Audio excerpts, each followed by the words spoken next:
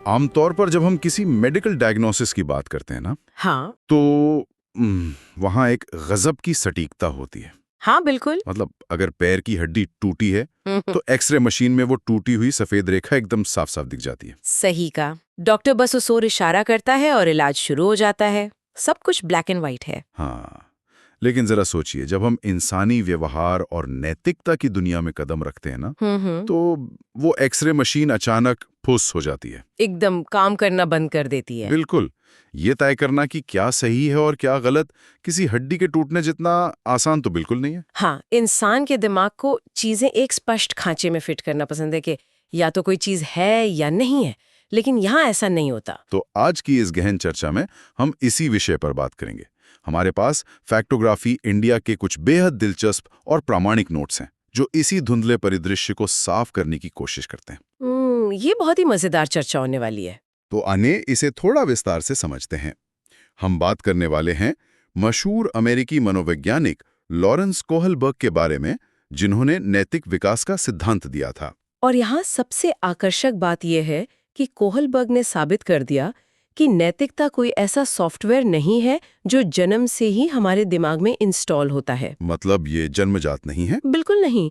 लगभग 5 वर्ष की उम्र तक के बच्चों में नैतिकता की पूरी तरह से कमी होती है। अरे वाह, सच में? हाँ, इंसान समाज और परिवेश से सही और गलत की पहचान करना धीरे धीरे सीखता है। जब मैंने पहली बार फैक्टोग्राफी इंडिया के नोट्स में ये पढ़ा, तो मेरा पहला सवाल यही था कि आखिर कोई वैज्ञानिक इस सीखी हुई नैतिकता को मापेगा कैसे? जाहिर सी बात है, आप किसी के दिमाग में झांक कर तो देख नहीं सकते। वही तो। और यहीं पर कोहलबर्ग का वो मशहूर प्रयोग सामने आता है। उन्होंने लोगों को प्रयोगशाला में नहीं बिठाया, बल्कि उनके सामने एक ऐसी कहानी रची जो सच में दिमाग के सारे तार हिला देती है। इसे हेंस की दुविधा कहा जाता है। हाँ, हिंस की ये कहानी असल में एक मनोवैज्ञानिक औजार है जो हमारे दिमाग की परतों को उधेड़ने का काम करता है। तो कहानी कुछ इस तरह है। हेंस नाम का एक व्यक्ति है, उसकी पत्नी बहुत बीमार है और मौत के बिल्कुल कगार पर है।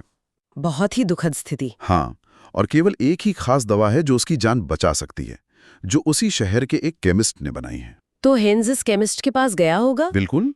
हेंस दौड़ कर जाता है, लेकिन वो दवा बनाने वाला बहुत ज्यादा पैसे मांग रहा है।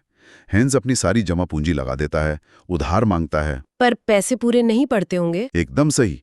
वो केमिस्ट से मिन्नतें करता है कि दवा उधार दे दे, लेकिन केमिस्ट साफ मना कर देता है कि उसने दवा पैसे कमाने के लिए बनाई है। ये तो बहुत क्रूर है। हाँ, अब हेंस के पास कोई रास्ता नहीं बचता। वो रात के अंधेरे में दुकान का ताला तोड़ता है और अपनी पत्नी की जान बचाने के लिए दवा चुरा लेता है। और बस यही वो बिंदु है जहां कोलबर्ग इंसान के दिमाग को एक दोराहे पर लाकर खड़ा कर देते हैं। सच कहूं तो क्या हेंस का चोरी करना सही था? मतलब एक पल को लगता है कि उसने एकदम सही किया, पत्नी की जान बचा ली। हाँ, इंसान की जान सबसे जरूरी है। लेकिन अगले ही पल ख्याल आता है कि अगर हर कोई मजबूरी का हवाला देकर चोरी करने लगे तो समाज कैसे चलेगा? वो तो अपराधी बन गया ना। इसी उलझन को मनोविज्ञान की भाषा में नैतिक दुविधा या मॉरल डिलेमा कहते हैं। अच्छा, मॉरल डिलेमा? हाँ, जब इंसान सही और गलत के बीच फंस जाता है और फैसला लेने की स्थिति में नहीं होता, दो बहुत मजबूत मूल्य आपस में टकरा जाते हैं। लेकिन हेंज ने तो अंततः चोरी करने का फैसला किया ना। बिल्कुल। और जब इंसान सोच विचार कर सही या गलत में से किसी एक को चुन लेता है, तो उसे नैतिक तर्कणा या मॉरल रीजनिंग कहते हैं। ओ, तो कोहलबर्ग इस तर्कणा को ढूंढ रहे थे। बल्कि इसमें थी कि फैसले के पीछे का तर्क क्या है। इसी के आधार पर उन्होंने 3 बड़े स्तर बताए। तो चलिए सफर को शुरू से समझते हैं। यहाँ बात सच में बहुत दिलचस्प हो जाती है। हाँ, चलिए सबसे बुनियादी स्तर से शुरू करते हैं। 4 से 10 साल के बच्चों का दिमाग।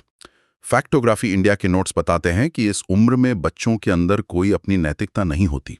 बिल्कुल नहीं। इसे पूर्व रूढ़िगत अवस्था कहते हैं। यहाँ नैतिकता पूरी तरह से भौतिक परिणामों पर टिकी होती है। बच्चा सिर्फ सजा और आज्ञा पालन को समझता है। मतलब सिर्फ डर से काम होता है। हाँ, अगर इस उम्र के बच्चे से पूछें कि क्या हेंस को चोरी करनी चाहिए थी, तो वो कहेगा नहीं, पुलिस पकड़कर जेल में डाल देगी। अरे हाँ, जैसे कोई बच्चा टीवी देखना इसलिए बंद कर देता है क्योंकि उसे पता है कि मम्मी से डांट पड़ने वाली है। या मेहमानों को नमस्ते इसलिए करता है ताकि बाद में माता पिता से मार ना पड़े। बिल्कुल। या फिर इसलिए करता है कि उसे चॉकलेट मिलेगी। एकदम सही। लेकिन जैसे बच्चा थोड़ा बड़ा होता है, इसी पहले स्तर में वो लेन देन करना सीख जाता है। इसे साधनात्मक, सापेक्षवादी या जैसे को तैसा वाली स्टेज कहते हैं। अच्छा, वो स्कूल वाली मानसिकता कि अगर तुमने मेरी पेंसिल तोड़ी है तो मैं भी तुम्हारा बैग फाड़ूंगा। हाँ, या फिर दोस्तों के साथ टिफिन बदलने का नियम, जैसा व्यवहार तुम करोगे वैसा ही मैं करूंगा। कोई महान त्याग नहीं, बस एक सीधा सौदा है। ये तो बहुत ही बचकानी मानसिकता है। तो इंसान इस लेन देन से बाहर कब निकलता है? जब वो 10 से 13 साल की उम्र में आता है। इसे रूढ़िगत अवस्था या कन्वेंशनल लेवल कहते हैं। यहाँ बच्चा समाज के नियमों को ही अंतिम सत्य मानने लगता है। अच्छा, मतलब अब उसे लोगों की परवाह होने लगती है। हाँ, इसकी पहली स्टेज है अच्छा लड़का या अच्छी लड़की बनना। बच्चा समाज और रिश्तेदारों के सामने अपनी अच्छी छवि बनाने के लिए काम करता है। ओह, समझ गया। जैसे घर में मेहमान आए तो बिना कहे पानी ले आना, ताकि पड़ोस की आंटी तारीफ करें कि बच्चा कितना संस्कारी है। बिल्कुल, वो संस्कारी का तमगा बहुत जरूरी होता है। और अगर हम इसे थोड़ा व्यापक संदर्भ से जोड़कर देखें तो इसके बाद आती है कानून एवं व्यवस्था की स्टेज, जहां समाज के बनाए नियम सबसे ऊपर हो जाते हैं। हाँ, इस स्टेज में बच्चा मानता है कि नियमों का सख्ती से पालन होना चाहिए, वरना समाज टूट जाएगा। जैसे रेड लाइट का नियम है, लाल बत्ती होने पर हर हाल में रोकना है। एकदम सही, इस स्तर का व्यक्ति यही मानेगा। लेकिन यहां मेरा एक सवाल है, अगर किसी की जान जा रही हो तब भी क्या इस नियम को आंख बंद करके मानना चाहिए?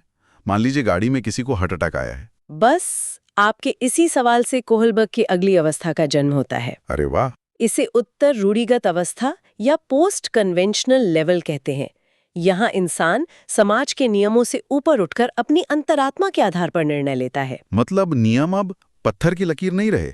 नहीं, इसे सामाजिक अनुबंध या सोशल कॉन्ट्रैक्ट की स्टेज कहते हैं। इंसान समझता है कि नियम लोगों की भलाई के लिए बने हैं। तो अगर किसी नियम से किसी को नुकसान हो रहा है तो उसे तोड़ा जा सकता है। बिल्कुल, जैसे एम्बुलेंस के लिए रेड लाइट को तोड़ देना, क्योंकि नियम से ज्यादा किसी की जान बचाना अहम है। हाँ, ये तो बहुत तार्किक लगता है। और इसके बाद जो आखिरी स्टेज आती है वो है सार्वभौमिक नैतिक सिद्धांत।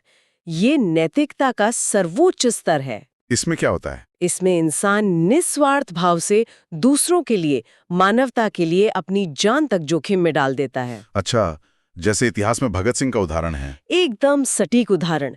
उन्होंने छोटी उम्र में अपने परिवार और समाज की परवाह किए बिना देश की आजादी के लिए अपनी जान न्योछावर कर दी। तत्कालीन कानून की नजर में वो अपराधी थे, लेकिन नैतिकता के इस सर्वोच्च स्तर पर वे सही थे। बिल्कुल, लेकिन ज्यादातर लोग इस छठे स्तर तक नहीं पहुंच पाते क्योंकि ये बहुत कठिन है। तो आखिर इस सब का क्या मतलब है? क्या नैतिकता को मापने का यही एकमात्र पैमाना है? क्या ये सिद्धांत पूरी तरह से परफेक्ट है? नहीं। फैक्टोग्राफिया इंडिया के नोट्स स्पष्ट करते हैं कि मनोवैज्ञानिक कैरल गिलिगन ने इस सिद्धांत की कड़ी आलोचना की थी। अच्छा, उन्होंने क्या कहा? सबसे बड़ी बात थी जेंडर बायस या लैंगिक पूर्वाग्रह। पूर्वाग्रह। कोहलबर्ग के प्रयोगों में। हाँ, कोहलबर्ग ने अपने प्रयोगों में पुरुषों को प्राथमिकता दी थी। उन्होंने माना कि पुरुषों की नैतिकता का आधार न्याय है, जबकि महिलाओं की नैतिकता का आधार देखभाल या केयर होता है। तो क्या देखभाल को कमतर माना गया? यही तो गिलिगन का तर्क था। उनके अनुसार देखभाल के नजरिए को कमतर आंकना बिल्कुल गलत है। हाँ, अगर कोई महिला हेंज की दुविधा में ये सोचे कि रिश्ते भी बचे और जान भी, तो ये कोई निचली सोच थोड़ी है। बिल्कुल नहीं, ये समाज को जोड़े रखने की परिपक्व कोशिश है। और एक और बड़ी आलोचना थी सांस्कृतिक विभिन्नता की अनदेखी। वो कैसे? कोहलबर्ग ने इस बात को नजरअंदाज कर दिया कि अलग-अलग संस्कृतियों में नैतिकता के मायने अलग-अलग होते हैं।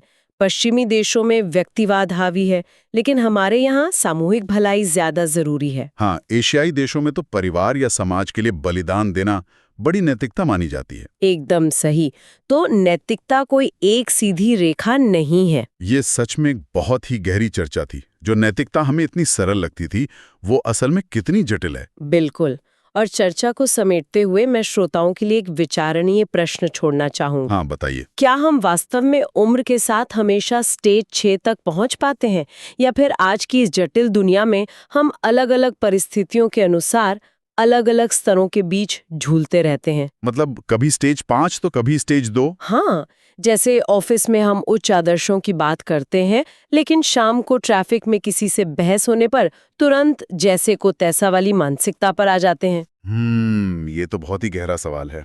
सच में हमें खुद पर विचार करने पर मजबूर कर देता है। बिल्कुल। तो दोस्तों, अगर फैक्टोग्राफी इंडिया के सौजन्य से हुई इस तथ्यात्मक और गहन चर्चा से आपको कुछ नया सीखने को मिला है, तो कृपया चैनल को सब्सक्राइब करें और वीडियो को लाइक करें। हाँ, ताकि भविष्य में भी ऐसी ही ज्ञानवर्धक चर्चाएं आप तक पहुंचती रहें। जुड़ने के लिए बहुत बहुत धन्यवाद।